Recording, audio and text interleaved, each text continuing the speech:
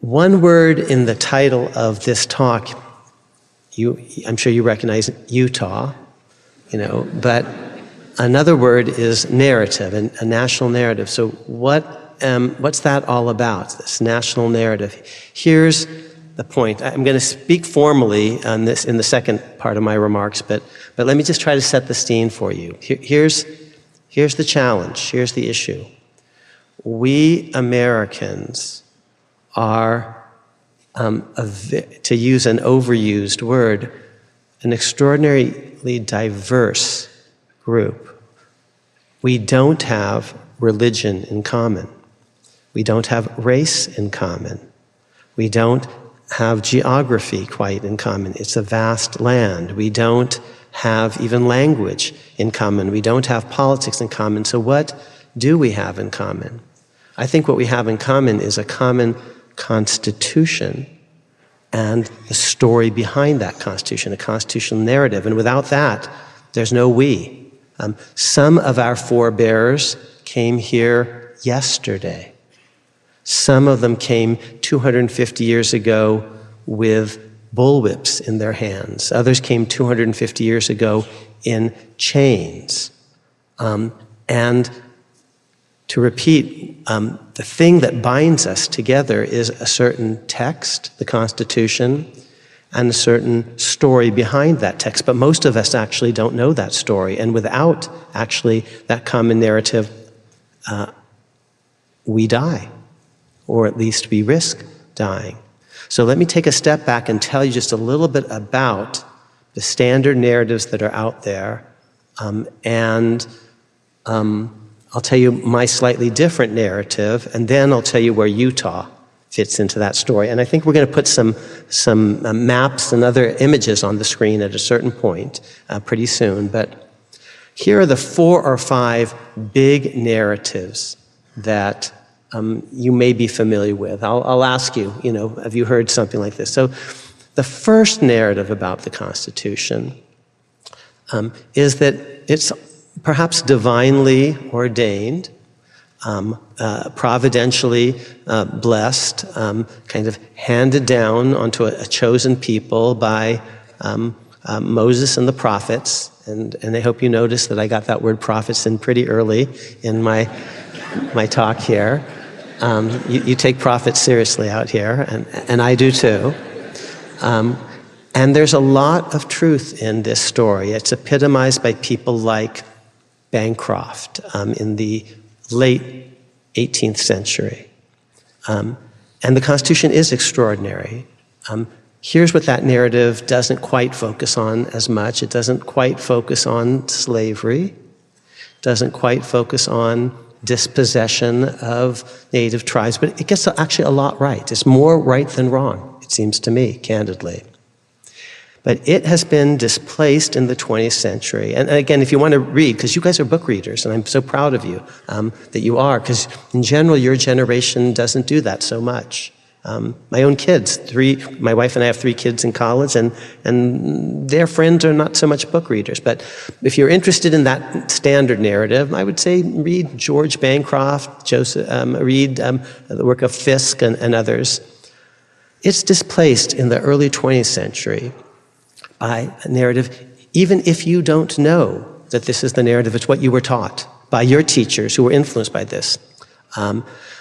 Basically, the Constitution was the product of fat cats, an elite. They met behind closed doors, headed up by a general who actually was a military figure. They went beyond their instructions. They foisted on America a relatively undemocratic document that was of, by, and for the 1%. They were worried about the excesses of democracy as epitomized by things like Shays' Rebellion. The masses were getting out of control, so they wanted to create sort of an elite project that would keep the masses down. An indirect election of a president, a lot of power for a court, and it's of, by, and for the 1%.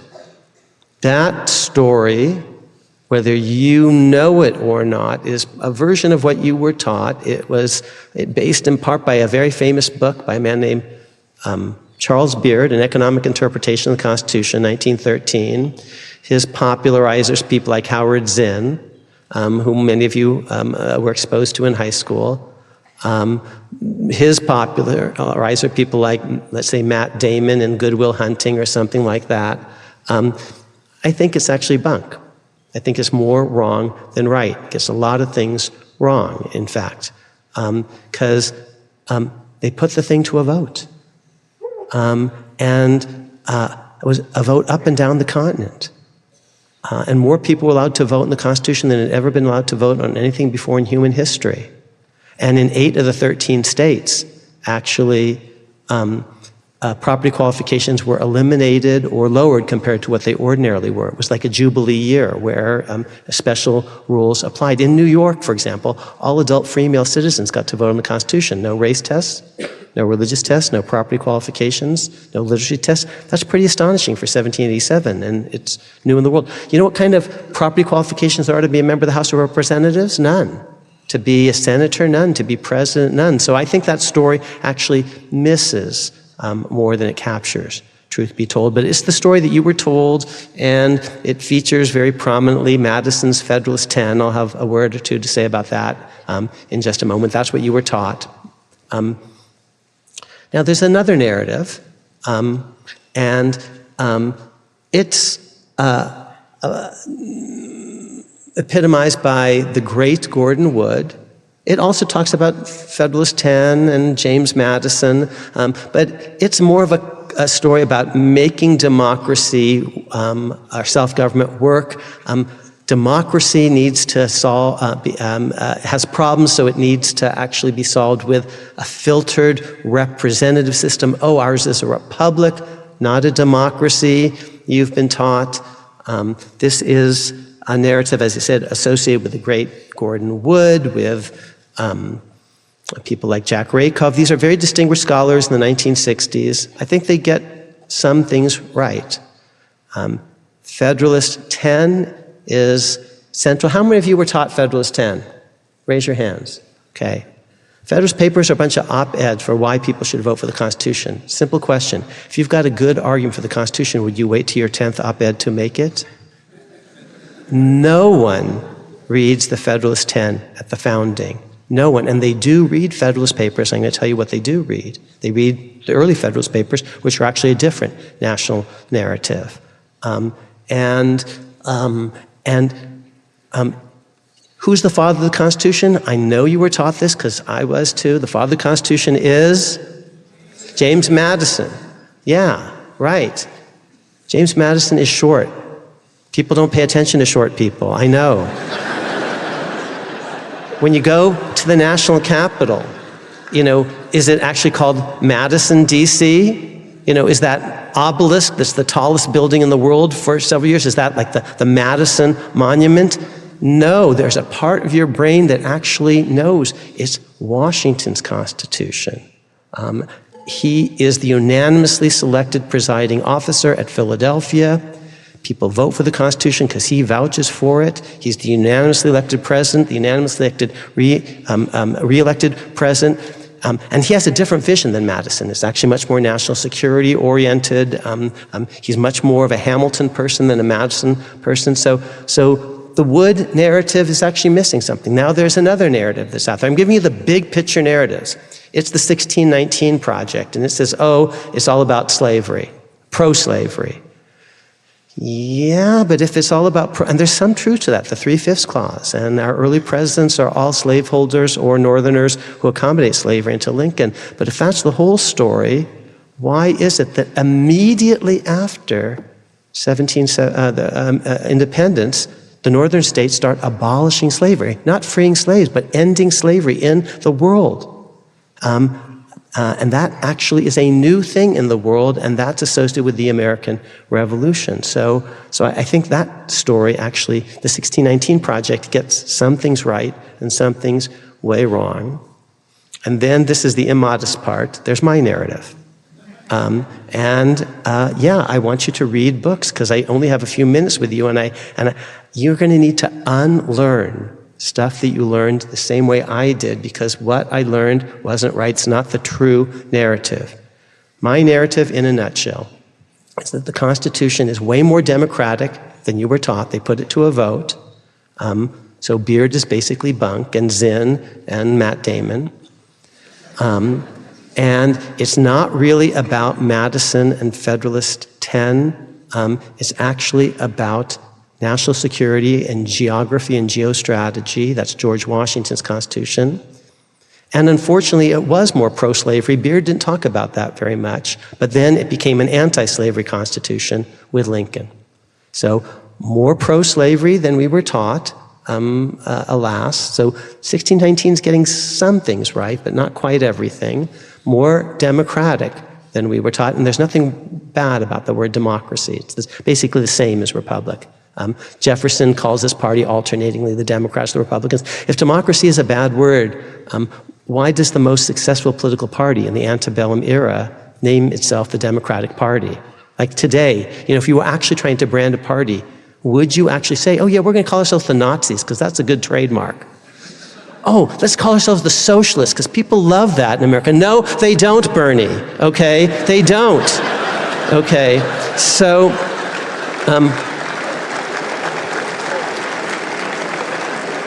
so part of your brain actually knows some stuff that doesn't talk to the other part of your brain. So it's more democratic. It's unfortunately more slavocratic. It's more about national security. America's Constitution leads to Andrew Jackson's America. Democracy, slavery, national security. He kind of pulls these things together. Now, I haven't told you where Utah fits into this story. So we're going to put these maps up on the screen. I'm going to begin to now transition to the Utah story in just a moment. But here's why we become a we. You see, because Massachusetts has nothing in common with Georgia.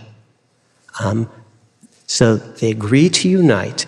Why are Americans free? It's a pretty big question. And you say, oh, because they have a written constitution. Well, but Britain doesn't have a written constitution, and it's doing pretty well. Ukraine does. It's not doing so well. Oh, because they have separation of powers. Well, actually, Britain really doesn't, and again, it's not that bad. And you say, oh, well, it's because Americans wanted to be free. Well, I promise you the Ukrainians do too, okay? The stories we've been told about actually why Americans have been free are not actually the correct stories. I'll tell you why Americans are free. It's because for the first 150 years, there's no standing army in peacetime, because we create a geographically unified regime in which basically we only need a small army, very small army, and a navy that won't threaten liberty domestically. And here's the plan. And it's George Washington's Constitution. This is the good and the bad. We're going to kick the Brits out.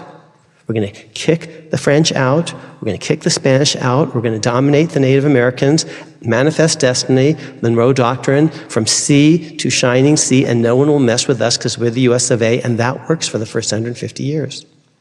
That's actually the American secret sauce. Does that make sense today? We've got a massive army. The rest of the world is democratic in a way that it wasn't before. You need to know the national narrative so you can actually address the challenges of your world today.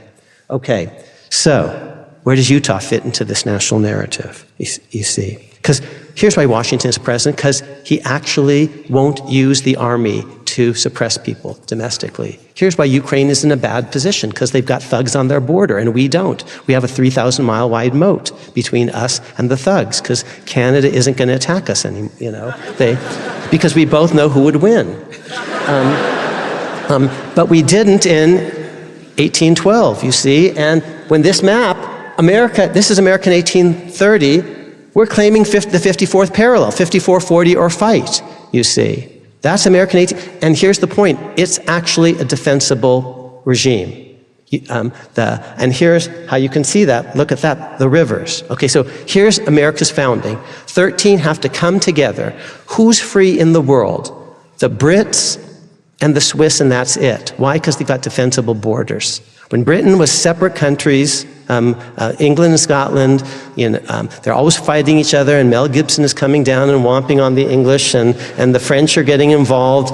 But when you create a perfect union, a unified regime, then you don't need an army anymore, because you don't have internal borders. American 1830 actually makes a certain sense. It works. But, and that's what it looked like. And here's the river system. Once you get past the Appalachians, if you're going to have Mississippi, everything from the Rockies to the Appalachians drains to the Mississippi. That's one system. You want it intact. That's actually a workable system. Here's the thing. You don't need Utah, truthfully. You don't need Texas. I'm from California. You don't need Texas. So why did they expand? That's actually the story I'm going to begin to tell you here. This is where Utah fits into the narrative. And this is how the North and the South, they're going to start to come apart, and Utah is going to be part of that narrative as well. In one of the oldest and most influential history books ever written, a book all about war, the ancient Athenian Thucydides probed the root causes of the Peloponnesian War between Sparta and Athens in the 5th century BC. Sparta, he observed, was a proud land that had long seen itself as the dominant and most honored Greek city-state. It viewed with alarm and envy the rise of Athens, more academic, more cosmopolitan, more commercial, more outwardly facing, more open, more seafaring, more dynamic, more democratic society. The North is Athens, the South is basically Sparta. In notable ways, the antebellum South, or at least its political elite, self-consciously patterned itself on ancient Sparta. One of John C. Calhoun's best-known speeches described the gag rule as that, quote, that important pass, our Thermopylae. In February of that year, Calhoun's fellow South Carolinian, James Henry Hammond, had also spoken in the classic Greek register, celebrating the South as a land of true and avowed aristocrats, aristoi. This was an odd boast in the heyday of Jacksonian democracy. Slavery, said Hammond, does indeed create an aristocracy of talents, of virtue, of generosity and courage. Domestic slavery produces the highest toned, the purest, best organization of society that has ever existed on the face of the earth. Proud slavocrats. A typical citizen of ancient Sparta never apologized for his slave-ridden society. Rather, he gloried in it as the best of all worlds. Likewise, Hammond in 1836, this is when these maps you see are drawn, rhapsodized about Southern slavery. Quote, I believe slavery to be the greatest of all blessings, which a kind providence has bestowed upon a glorious region, unquote.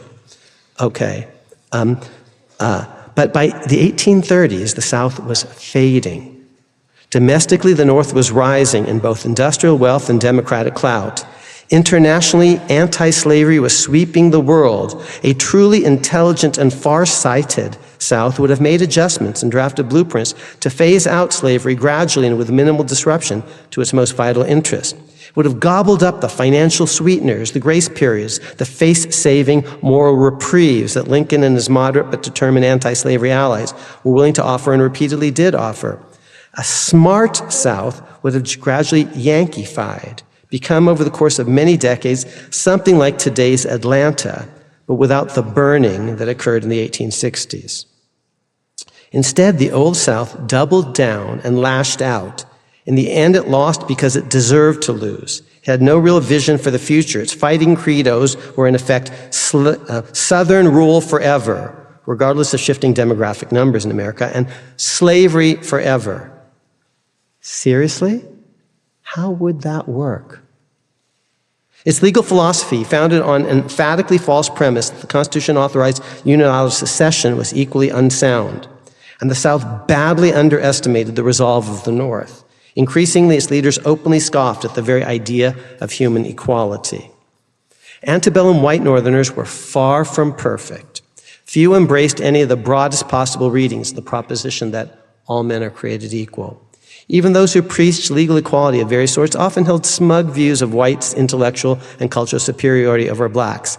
In this respect, even the best of Northern whites, women such as Harriet Beecher Stowe and men such as Abraham Lincoln, were, if judged by 21st century norms, bigoted. I'm a huge fan of Lincoln. But he's a product of his time. Still, as best epitomized by Lincoln, a large number of white Northerners, especially after Harriet Beecher Stowe's epic novel, Uncle Tom's Cabin, came to hate the very idea of slavery And an even larger number hated the slaveocracy that slavery had enabled, an anti-republican power structure that in myriad and compounding ways threatened Northern whites' own rights, interest, and self-image. As best epitomized by Lincoln, a large number of white Northerners also hated the idea of unilateral secession, an idea that could ultimately imperil their own lives, liberty, and happiness. And in the end, a large number of white Northerners, as best epitomized by Lincoln, were willing to fight, politically, legally, and militarily, for what they believed. One early political and legal battle in this fight involved statehood for the land of gold. That's California. Later, political and legal battles ensued long before the cannons roared in the 1860s. So I'm going to tell you about the California Compromise of 1850, and this is where Utah comes into the story. On September 1st, 1849, leading Californians gathered in the beautiful coastal town of Monterey to frame a constitution for their states to be. The Monterey Convention finished its labors in mid-October, and its proposed constitution came before the people of California in mid-November. Remember, this is 1849, right? And gold has already been discovered, of course. The document won overwhelming approval, reaping more than 12,000 yes votes, compared to less than 1,000 no votes. It began as follows: "We, the people of California, grateful to Almighty God for our freedom, in order to secure its blessings, do establish this Constitution." After this obvious nod in word and deed to the Founders' Constitution, Article 1 opened with an obvious echo of the Founders' Declaration. Section 1, all men are by nature free and independent and have certain inalienable rights, among which are those of enjoying and defending life and liberty, acquiring and possessing and protecting property, and pursuing and obtaining happiness and safety. There followed many passages obviously borrowed from the Founders' Bill of Rights: freedom of speech, the press, assembly, petition, etc., etc. The Constitution also and notably lifted language directly from the Founders' Northwest Ordinance. This is going to become later our 13th Amendment. Quote, "Neither slavery nor involuntary servitude, unless as a punishment for crime, shall ever be tolerated in this state." California thus, unquote, California thus sought entry to the Union as an emphatically free soil state. It took Congress nearly a year to grant Californians their wish. Slavocrats resisted admitting this balance-tipping free state without getting at least something in exchange. Ultimately, California came in as part of a package of 5 distinct bills enacted in September 1850. One of the 5 bills cleanly admitted California as the Union's 31st state, and the bitter pill for some and the spoonful of sugar for others, its balance-tipping 16th free soil state. So there were 15 and 15, and now California's going to come in and tip the balance. The other 4 bills in this complex tied up various loose ends of the war and tackled other contentious issues between America's increasingly anti-slavery North and stubbornly pro-slavery South. This is where Utah's going to come in. Although contemporaries generally dubbed this package the Compromise of 1850, we might also sensibly understand it as the California Compromise of 1850, like the Missouri Compromise of 1820. For the immediate imperative of California statehood did drive much of the action. Okay.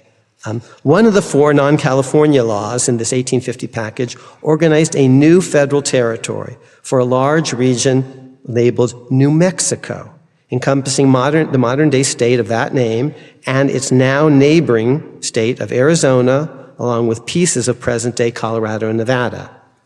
While thousands of indigenous folk, most notably Apaches and Navajo, laid claim to parts of this vast province, English-speaking American settlers had yet to thickly populate the region. No one had thus far found major veins of gold or silver here. The New Mexico bill contains no Wilmot Proviso language prohibiting slavery in this new territory. But even in the absence of a formal legal bar, the slave power, that's sort of the slaveocracy, seemed unlikely to extend its tentacles this far. King Cotton, the cotton industry, could not easily hold sway in this sector, given the territory's thin and alkaline soil, arid climate, and dearth of fresh water. I know you know nothing about these things here. Also, the Republic of Mexico's pre-existing free soil regime, along with background principles of England's, there's a canonical case called Somerset's case, set the legal baseline. In the absence of specific positive law, like a statute, no law likely meant free law. Put differently, although the Supreme Court had yet to address the issue definitively, the natural law of freedom would be apt to govern this quadrant, unless and until displaced by some future act by the new territorial government. So until there's a law that specifies otherwise, it's going to be free soil. The 1850 Act jump-started the new New Mexico government by providing for the election of a congressionally authorized territorial legislature. In that first election, the Act specified that every free white male inhabitant was also a U.S. citizen, 21 years old or older, resident at the time of the passage of this act, could vote. The law thus openly discriminated against, indeed flatly excluded from the franchise, blacks and women. 20 years later, Americans would amend the U.S. Constitution to prohibit precisely this sort of race discrimination in any state or territorial election. A half century after that, America would similarly prohibit precisely this sort of sex discrimination in any election, state or federal. And Utah's going to be really big in leading the momentum for that, along with Colorado, Idaho, and Wyoming. But much would need to happen, including 2 major wars, before these advanced interpretations of the idea that all persons are created equal could come to full fruition. The 1850 New Mexico Act reflected the norms of its time. Despite Elizabeth Cady Stanton at Seneca Falls and Lucretia Mott, no state in 1850 let women vote. And despite Frederick Douglass's eloquent pronouncements in his notable speeches and writings, only 6 states let blacks vote, and only 5 let blacks vote equally. The 6th, Douglass's home state of New York, required that a non-white man, such as he, had to meet a higher property qualification than did, say, a white neighbor. The California Constitution of 1849 was thus quite typical when it expressly provided that only white male citizens could vote. A substantial slice of the eastern part of Congress's new New Mexico territory, including the ancient town of Santa Fe, had been previously claimed by the state of Texas, an undeniably slave state with an elaborate positive law slave code displacing Mexico's regime. By awarding this contested slice to a territory, future state apt to reject the Texas template, which is pro-slavery, Congress gave free soilers a clear win. But this win nonetheless allowed congressional slavocrats to save face. They could tell themselves and their constituents that at least they had beaten back the humiliating Wilmot Proviso. Okay, it's going to be a free state, but they're not requiring it to be a free state. So they're not dissing us in this law. Here, then, was a possible blueprint for regional accommodation more generally. Free soil now, and likely forever for the moralistic North and its restless farmers, combined with face-saving for the honor-obsessed South and its slaveholding aristocrats. In the North, some men's views approximated Abraham Lincoln's. Others, David Wilmot's. The Lincolns of the North held and voiced genuine egalitarian ideas of various strength and breadth. Many of the Wilmots, by contrast, simply disliked the idea of competing against slave labor. Some Wilmots openly disliked the idea of having black neighbors, slave or free. Both Lincoln types and Wilmot types despised what they called the slave power. Southern aristocrats who pulled secret strings and engaged in political chicanery, wielded vastly disproportionate political clout because of the 3/5 clause, gagged free speech, suppressed petitions, fomented violence even unto death against free folk who dared to challenge them, and routinely twisted the law beyond recognition.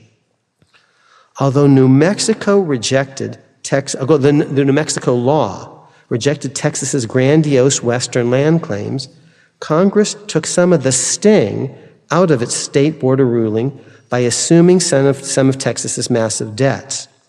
Here, too, was a model for future compromise, limiting slavery sweep by buying off the losing side. At a meta level, the New Mexico law was taking something valuable from Texas for a public purpose, free soil, but with acceptable just compensation. Almost all of New Mexico lay south, on the south side of a politically salient 36-degree, 30-minute latitude line. In a proviso known as the Thomas Amendment, the Missouri Compromise of 1820 expressly barred slavery in all Louisiana land north of this line. So maybe we can put those now, the two new maps on, the old one, and now this is where Utah begins to come into the picture. So you see that, well, there's some, that line,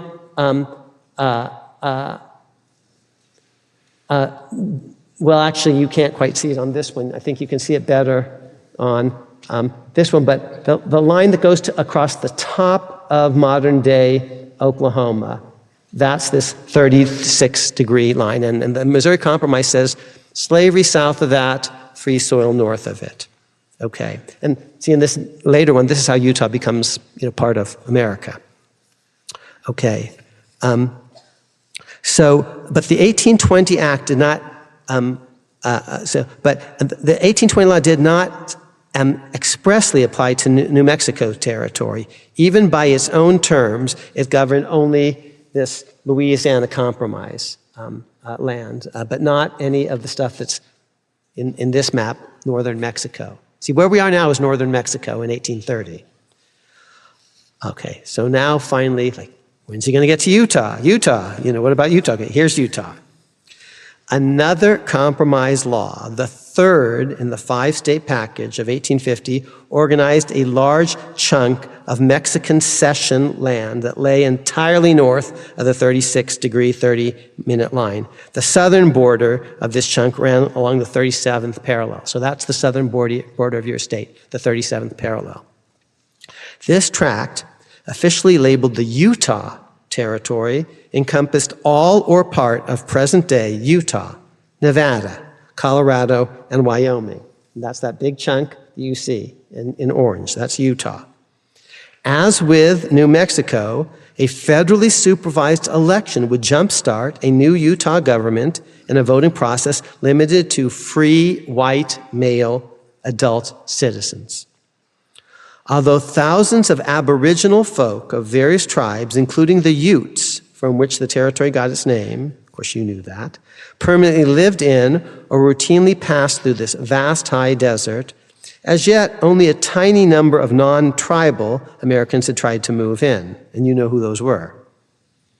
Actual statehood for the other states that had joined this union post-founding had ordinarily required a substantial population, not counting indigenous folks still living in tribes. Thus, statehood for Utah or any imaginable subdivision lay well off in the future in the eyes of most contemporary observers. Paralleling its law organizing New Mexico, Congress's Utah law avoided the language of the Wilmot Proviso, a language that in turn had borrowed from the Northwest Ordinance, which in turn had borrowed from, the Missouri Compromise, which in turn had built on the Northwest Ordinance. No slavery. That's the Northwest Ordinance of 1787.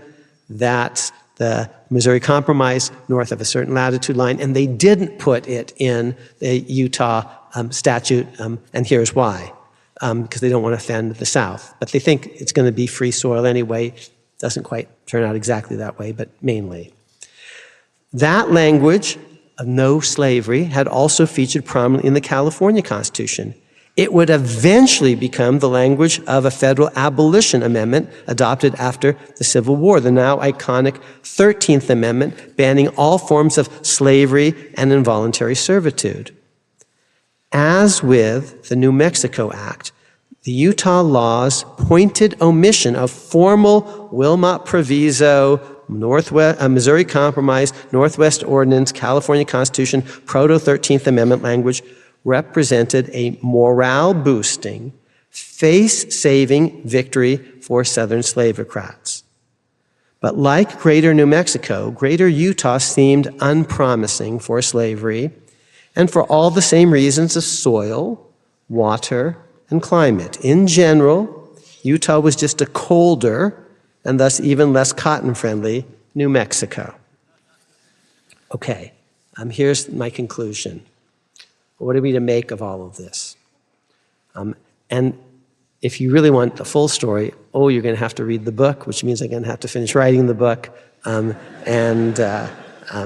So wish me luck. The California Compromise debate did not unfold. Here's what they should have done. It's so much easier looking back, because we have the benefit of hindsight. The California Compromise did not unfold in a global vacuum.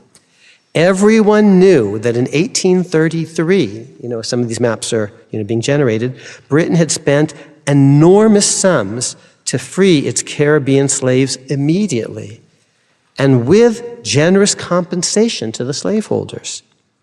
And no racial bloodbaths had ensued. Immediate slavery and peace. Everyone also knew that even more recently, in 1848, France had decreed an end to its Caribbean slavery. By 1850, serfdom was a thing of the past in almost all of Europe. Russia was the major holdout. Even there, serfdom would soon end in 1861. With these global portents that slavery was ending worldwide, and especially in the Atlantic Gulf region, bordering some of America's biggest slave belts, why weren't smart Southerners aiming for soft landings and big buyouts rather than insisting on dying with John C. Calhoun on Slavery Forever Hill? Antebellum American slavery was in many ways a national system and a national sin. All regions had been complicit, whether their spokesman took grotesque pride in that fact, as did people like John C. Calhoun and James Henry Hammond, or made excuses and mentally compartmentalized, as did the mid-career John Quincy Adams.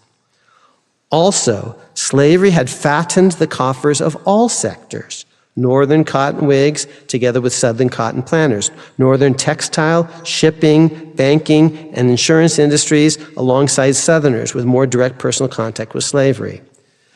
This is what Lincoln says in his second inaugural, you see. So all regions should now, the argument could have gone, help pay to repair the system, to make amends for the sin. The 1850 New Mexico Act had shown the way. Texas yielded, but the U.S. paid.